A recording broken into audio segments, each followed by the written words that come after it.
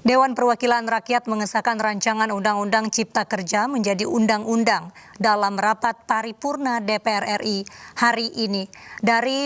Dua dari 9 fraksi menolak pengesahan, bahkan fraksi Demokrat walk out dari sidang.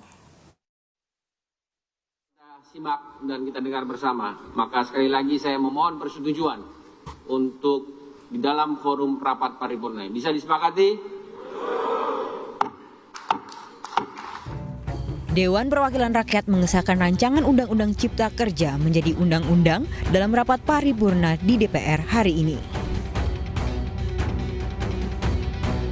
Hanya 2 dari 9 fraksi di DPR yang menolak pengesahan RUU Cipta Kerja. Mereka adalah fraksi Demokrat dan PKS. Sementara 7 fraksi lainnya menyetujui adalah PDIP, Gerindra, Golkar, PKB,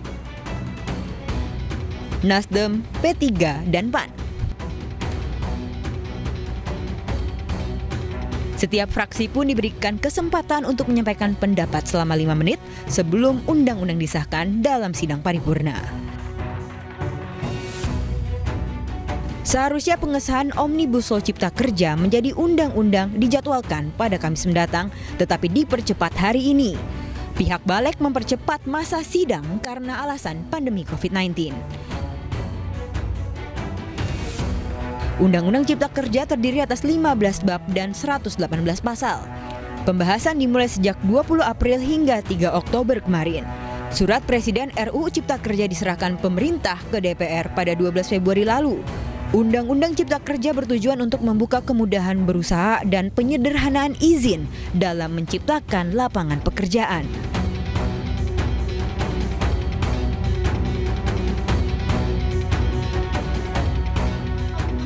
Pimpinan, rakyat di luar bertanya-tanya, kawan-kawan semua di ruangan ini. Jangan sampai ruangan ini menjadi... Pak Iwan, saya minta substansinya apa? Sebelum pengesahan RUU Cipta Kerja, interupsi terjadi di tengah sidang. Fraksi Demokrat berkali-kali interupsi saat pimpinan sidang akan memberikan waktu kepada pemerintah. Mulai dari Irwan, fraksi Demokrat daerah pemilihan Kalimantan Timur. Lalu Didi Samsudin, fraksi Demokrat dari daerah pemilihan Jabar 10. Kami meminta di voting saja. Ini bukan masalah menang dan kalah. Ya, Pak Didi, cukup. Tetapi Anda tidak usah mengajari kami. Saya tidak mengajari saudara pimpinan. Dan puncaknya saat Beni Harman dari daerah pemilihan NTT menginterupsi. Fraksi Demokrat menolak pengesahan RUU Cipta Kerja karena sejumlah pasal dinilai mengakomodir kepentingan pengusaha dibandingkan pekerja. Sebelum pemerintah dikasih kesempatan. Saya mengatur kami dulu. Tidak, kami dulu. Kami persilakan kepada pemerintah. Tolong Pak Ketua, baca pasal ini. Baca ini. Saya baca, Pak Beni bisa dikeluarkan dari ruang paripurna. Kalau Anda tidak mengikuti aturan mekanisme. Saya ngatur di dalam rapat. Tolong saya diinterupsi. Akhirnya fraksi Demokrat pun memutuskan walkout dari sidang saat Menteri Perekonomian Erlangga Hartarto hendak menyampaikan pandangan pemerintah.